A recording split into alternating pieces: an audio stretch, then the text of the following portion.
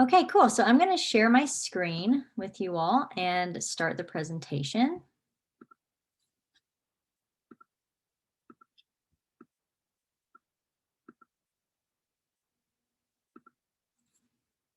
All right, can we see this okay? This looks good.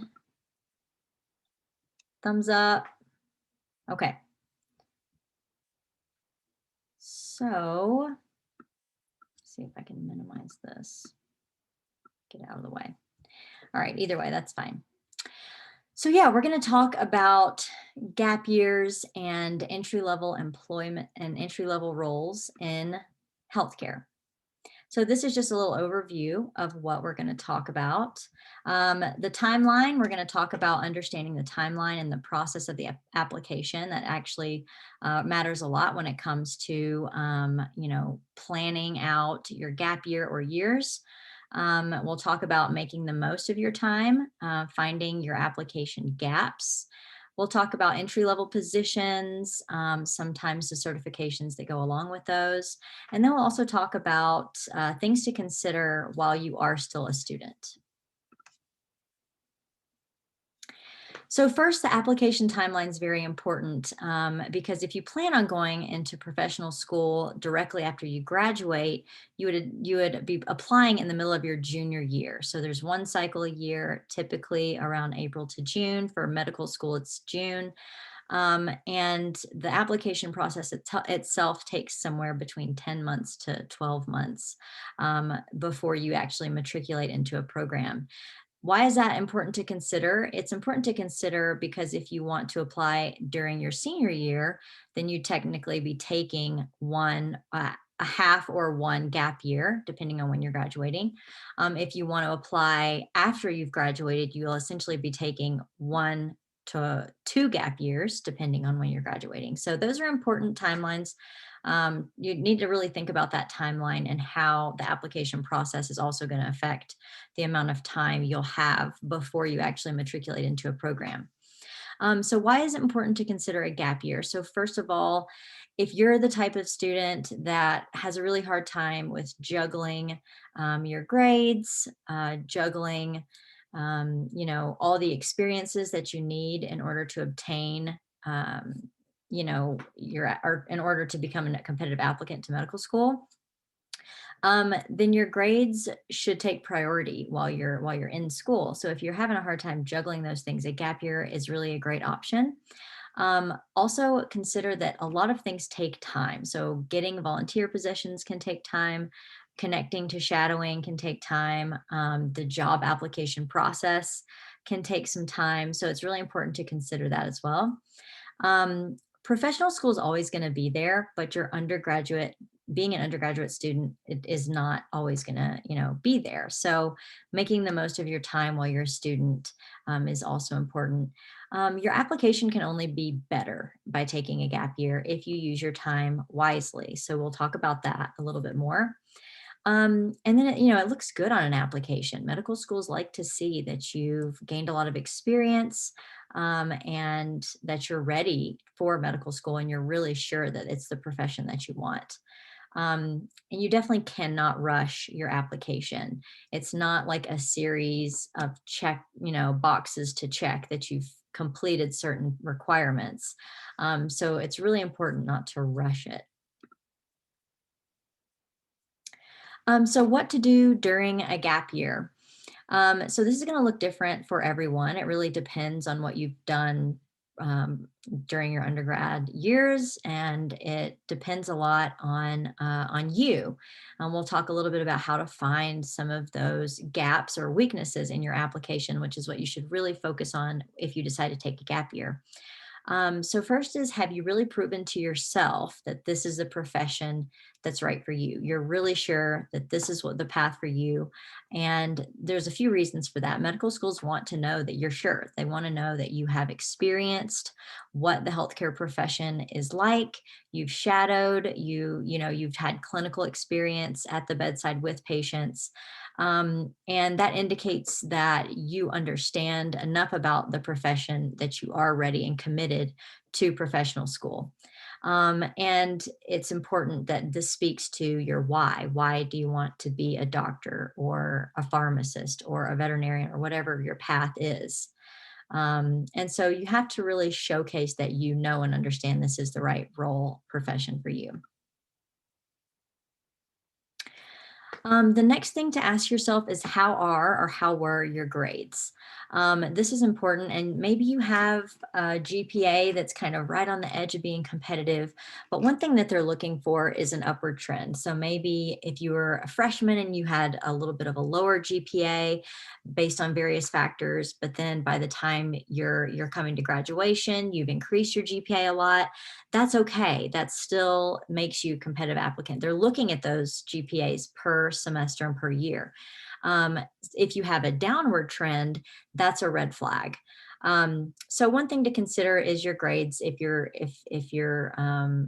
worried about that, or maybe your GPA is just not competitive enough, then you can retake some courses. UCCS does not have a designated post-bac program, but a post-bac program is essentially retaking or taking for the first time all of the prereq coursework for that professional path that you're on. And it's a way that you can get your grades up. It's usually a very individualized plan. And it's really important to consider retaking coursework at a different institution. And that looks really good on an application if you decide to do a post-bac program. So do you have volunteer or community service experience over a long period of time? So you might have 100 hours of volunteer experience that you could get in 4 months. Great. What looks better on an application, however, is over a longer period of time. Even if it's still 100 hours, it looks better that you've made that commitment over a longer period of time than just short stints in a role. Also consider too that you can do what you're passionate about. It doesn't have to be in healthcare. So volunteering or community service can come in a lot of different forms, and that's okay. And you can also make the most of your experience. So sometimes the consistency can also lead to other opportunities if you are networking and you're meeting with the right people while you're volunteering, or especially if you're volunteering in a healthcare setting. Networking and letting people know what your plans are, and seeking out and advocating for yourself for other experiences as you volunteer. So what's your passion for going into the field you're interested in? If you don't have an answer to that question, sometimes gaining experiences can help you answer that question. Um, so another thing to think about too is, does your application really showcase that? And also, how do you want to contribute to the field? What are current trends and issues in the profession that you're interested in? Showing that passion for the future and development of the profession you want to go into is also really helpful and good. So doing your research on that. And then another question, do you have leadership experience or qualities? That's also doesn't necessarily mean that you need to be the president of the club. Leadership can come in a lot of different forms. Try to think of a really good leader or mentor that you have. What are the qualities that they have? How do they present themselves? And that's something that they want to see on an application. We're flying through this presentation, by the way, so I bet we're going to be done before 1 o'clock, surely. So I hope that's okay. Another question, another thing to consider is, how has COVID-19 affected your application? Sometimes applications right now are asking that question directly in the secondary in the secondary applications. They're asking, how has COVID-19 affected your experiences? But it has affected experiences for sure. You're not alone in this at all. A lot of locations totally closed off shadowing. UC Health, for instance, here in Colorado Springs, they're on a shadowing freeze right now. Hopefully that's going to be changing. But also, volunteer opportunities were in short. There were not many because of COVID-19. They don't want to have a lot of people coming into these medical facilities for a good reason. So you're not alone here, and sometimes there's just not a way around that, and that's okay. But as we're starting to see lower cases, it could be a great time to utilize a gap year and work on things that you weren't able to work on a year ago. So the last point I want to make here is that Program requirements always differ. And so it's really important that if you haven't already, start making your list of programs that you want to apply to and make sure that you're checking what the requirements are at the time of application specifically, because some schools are wanting you to have all of your prereqs done by the time you apply. If you're taking a gap year, that doesn't really apply so much to you because you will have finished most of your coursework by that time. But that's something to consider. And it's also interesting to note that some programs are really require shadowing, like a lot of shadowing. Some schools are kind of waiving the shadowing requirements because of the pandemic. So it's important for you to go to each website. A lot of students will make like an Excel chart or make some kind of way of tracking and building out a way that they can look at each program they want to apply to and all the requirements necessary, and also why they want to go to that specific school, doing your research on the specific schools you're interested in. And it's important to do that early. So let's get into healthcare jobs. A lot of entry level roles is where you would start if you were looking for employment during a gap year. It's important to think about employment during a gap year, for one, because you need to make money to live, especially in Colorado. So, healthcare jobs in these entry level roles is a great way to gain a lot of experience. Sometimes that's direct clinical experience, and you can gain a lot of hours if you're working full time. Some positions will require certifications or extra educational requirements. Some of them will also provide on the job training. So it really depends on the position. Really studying the job description is going to be an important piece of that, and checking with what those minimum qualifications are. If you are curious or in question about any of the requirements for specific jobs, always reach out. They have a contact typically either through the company organization or directly on the job description. And so you can always reach out to that person and ask those questions. Where to find the positions? When employers come to us at the Career and Innovation Center, we send them to Handshake. Handshake is a platform for job and internships. And you have access as a UCCS student by using your UCCS name and password. You can go in. You can also really curate the different types of jobs that are showing up on your Handshake feed. And so it's a great way to apply. You can always go to Indeed or some of the bigger search engines. I would advise that if you are on Indeed, for instance, you can find a lot of different current job postings, but I would go directly to that program's website if you're interested in learning more or wanting to apply directly. Yeah. LinkedIn is kind of like professional, social media in a way. And, but it's a way that employers can access a little bit more about you. So it's really a good idea to build out a LinkedIn profile, even if you don't really look at it very often. Just update it, get a nice photo, make sure your objective for what you want to do in the future is on your LinkedIn profile. And you can also find different employment opportunities through LinkedIn. And then the Career Center website. So we've just built out a brand new website. I'll probably show you all at the end of this a little bit more about our new website, but there are curated job postings there as well. So entry level roles, these are just, I'm going to just kind of go over some of the examples of what I see a lot of students going into and what are accessible for you even as a student or during a gap year. First is that in-house here with the UCCS Rec and Wellness Center, we offer a CPR, first aid, and AED certification program. It's like one class and you can become certified.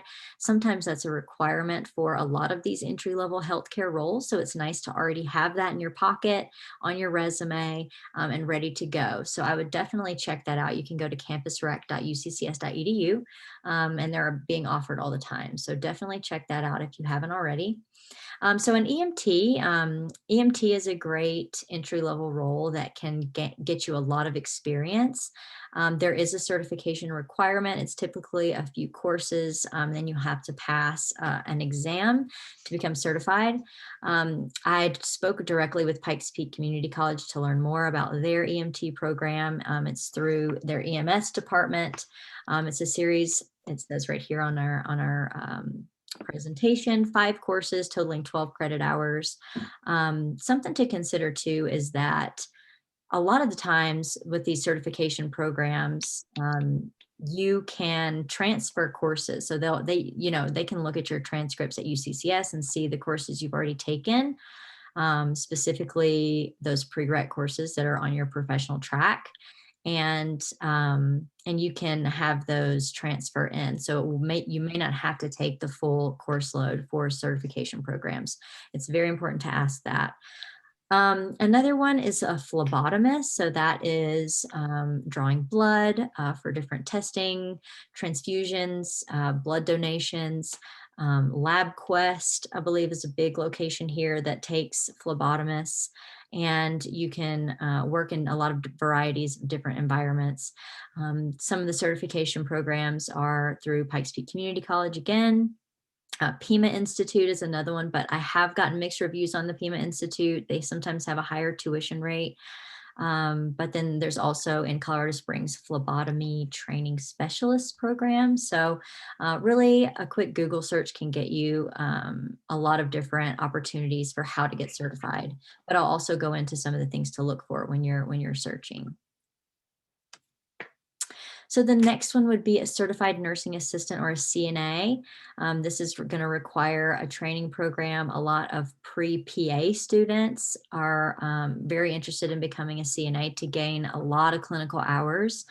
It's typically around $1,000 or so. Again, you have some courses that you can transfer potentially into a CNA program, depending on what you've taken. You have to take an exam, of course, go through an assessment, and then you get put on a CNA registry and you are able to apply to all the CNA positions.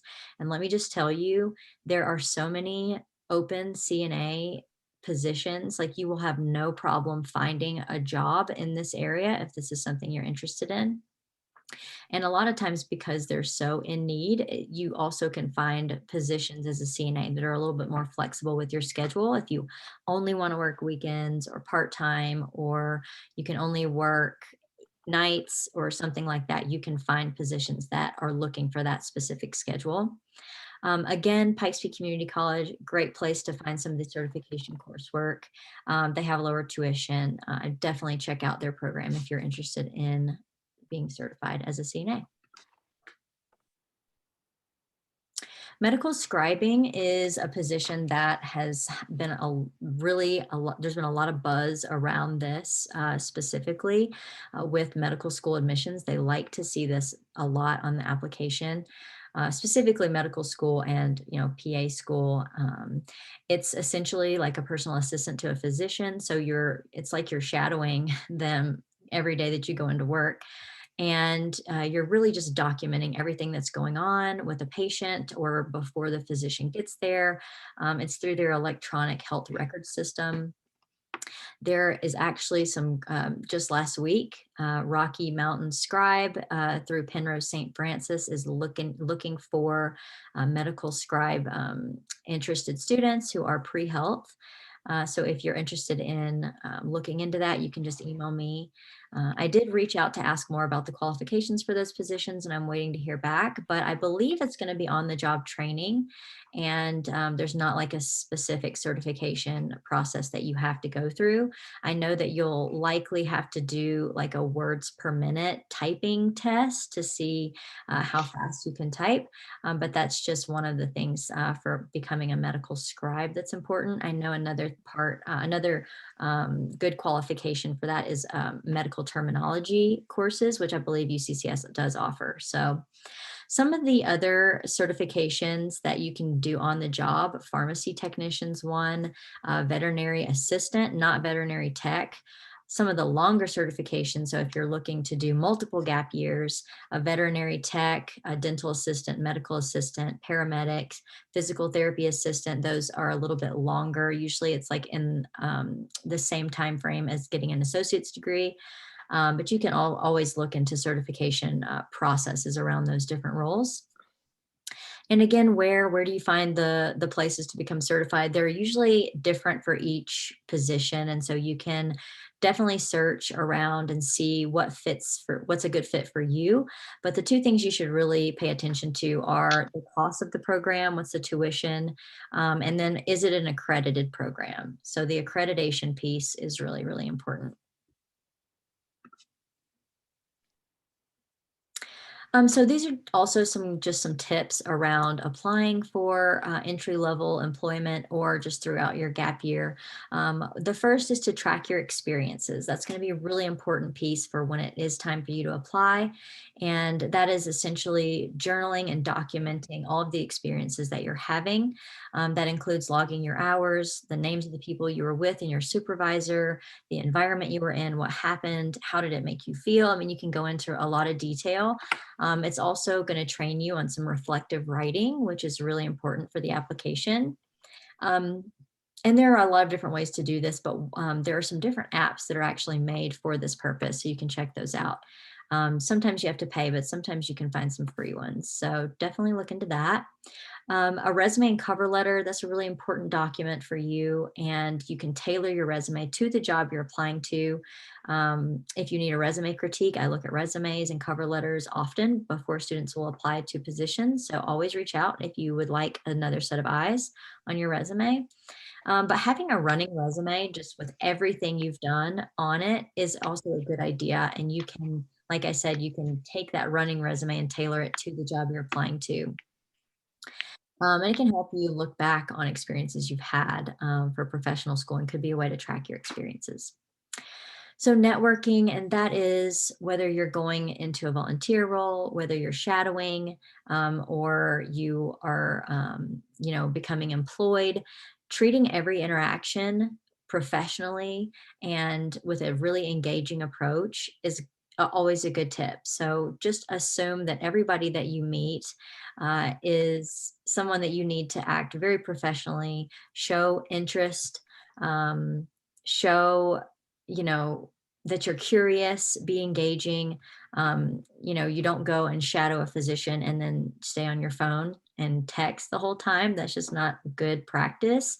And you never know who you're going to meet and how they could also help you in the future or potentially become a letter of recommendation for you. So always maintain a professional approach. And then what is your why?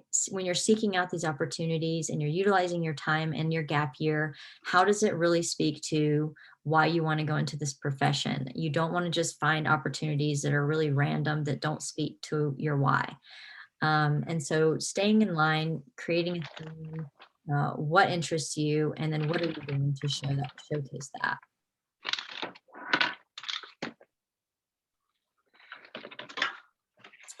Okay, and then, lastly, so I provide pre-health student support, and that comes in the form of a lot of different things. So job internship, shadowing, or volunteering. This specific presentation was more for entry-level job and gap years, but there was a past group session where we talked a lot about shadowing and volunteering. You can find a recording, and I'm going to show you our website in just a second, but you can find a recording of that session on our website. Resume cover letter info sessions. These group sessions are going to come out every semester. I'm going to have sometimes different but a lot of the same material. And getting into professional school, your application process, and essays. I look over and edit a lot of personal essays for students, and I can also meet from the very beginning of your time at UCCS all the way through as you become alumni. If you decide to take multiple gap years, I can meet with alumni as well. So you can always utilize our services. These are some upcoming group sessions. So there's going to be a focus group for students where we're really just going to engage with each other and share things that have worked or tips or things to avoid.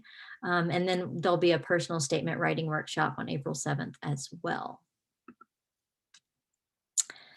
This is our new space. It's in University Center. This is the Career and Innovation Center. It was completely remodeled. It's awesome. You can come and get a free cup of coffee. You can come say hello to me. I'm in the office on Tuesdays and Thursdays on campus. And you're welcome to come anytime. It's open for students. There's a nice couch and lounge area if you need to study. There are rooms that have tables and multiple seating. So if you need to have like a group study session, you can come here as well. We have Clyde's Closet. This is like a professional clothing thrift store, I like to call it. If you need some professional attire, you can get up to 6 pieces of clothing for free each semester. Okay, so again, it's University Center 114. I'm in the office on Tuesdays and Thursdays. If you want to stop in and say hello, I would love that. This is my email address. Please reach out if you have questions or would like to make an appointment with me. And then this is what I want to really bring your attention to, and this is our new website, career.uccs.edu. You'll go to industry, pre-health, healthcare, and I'm going to show you that right now. But I think maybe there was a question. Oh, awesome. Thanks, Jonathan. It looks like somebody in the chat has a great resource. So definitely jot that down on your notes. Let me get out of here real quick.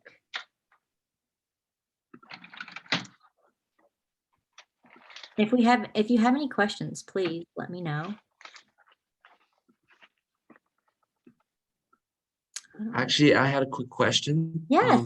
So to make an appointment with you, do we just email you the day before, or like how exactly does it work with making appointments? Let me show you that. Let me go ahead and figure this out. Stop share. I'm going to stop sharing. I'm going to stop recording.